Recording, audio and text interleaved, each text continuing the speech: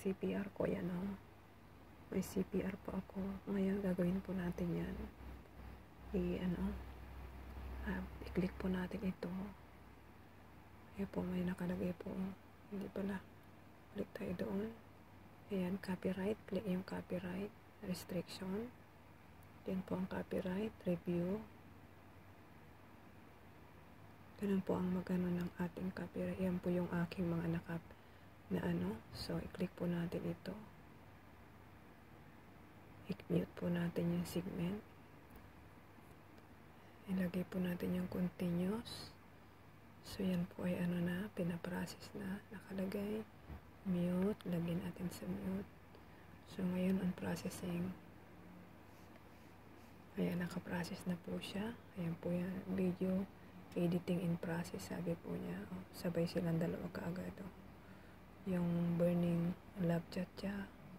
At saka ito, naka-edit na rin. Pero hindi kayo sigurado. Tulad ko, hindi ako sigurado. I-mute ko pa rin.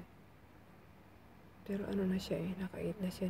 Nakalagay na being edited. Sabi niya.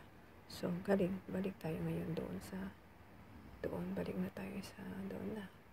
So, ngayon, this event is under process. So, okay na yan. Balik na kayo. Very easy. Ganun po. So, dadalawin nyo uli yan.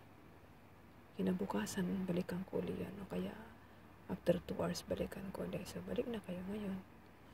Babalikan nyo na yan. Nakaprocess na. So, ganun lang po ang gagawin ninyo kapag kayo ay nagkakaroon ng CPR. Katulad ko, na CPR ako kahapon. So, ngayon, dahil nag-mute ako, mababawasan yung views ko dyan. Yan, ang views ko, 149. Ngayon, mababawasan yung views ko. Tingnan natin kung ilan ang mababawas. Katapos na, pagkatapos niyang ma-process. Tingnan natin.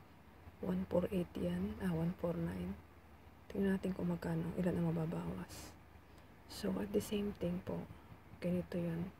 Sa naman yan, sa halimbawa, hindi kayo nakamonetize, nakalagay sharing, pero hindi inayos ko na para hindi maging sharing. Ganito rin po yung gagawin nyo. Pag tayo sa iba para hindi yan naapektuhan.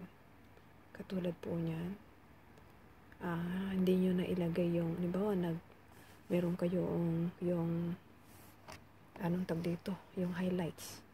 Ang highlights kasi, hindi yan naka-automatic na mayroong monetization siya. Kung gawin nyo lang, click nyo lang yan. Tapos, pupunta kayo doon sa itong monetization. Pag kinindit nyo yan, di ba may lalabas dyan? May naka-on. Ayan, mayroong naka-off. So, sa highlight, naka-off yan. Kaya, ang gagawin nyo, ayan, i-on nyo siya. Tapos, balik lang kayo. Ayan, nakasave na yan kasi. Tapos, balik kayo dito sa pagbalik nyo doon, sa pencil ulit kayo, tapos, pumunta kayo ng visibility. Ilagay nyo sa public. Ganun lang. Easy busy.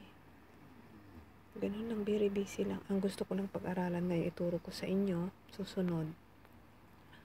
Ang susunod ko pang ituturo, tutor ay, paanong ibalik yung mga naha-hide natin. Kasi meron tayong mga naha-hide na meron tayong mga naha-hide kaya na mga pumupunta sa ating channel. And so, gagawin ko uli yun.